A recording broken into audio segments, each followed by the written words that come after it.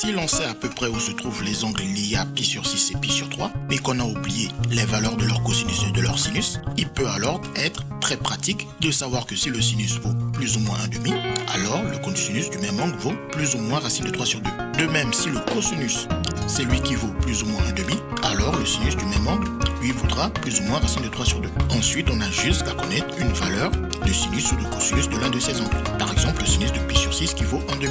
On met alors cette valeur de sinus de 1/2 qui est l'ordonnée et on sait donc que le cosinus va être plus ou moins racine de 3 sur 2. Et comme ici le cosinus est positif, c'est plus racine de 3 sur 2. Et à l'aide des symétries, on trouve les autres valeurs de cosinus et de sinus. Et en sachant que pi sur 6 et pi sur 3 sont liés par l'égalité sinus de l'un donne cosinus de l'autre, on sait alors que le cosinus de pi sur 3 est égal à 1/2. Et on refait exactement la même chose, on met ici 1/2 en cosinus et donc l'autre coordonnée, c'est racine de 3 sur 2. Puis on complète les cosinus et les sinus par symétrie pour faire apparaître les mots.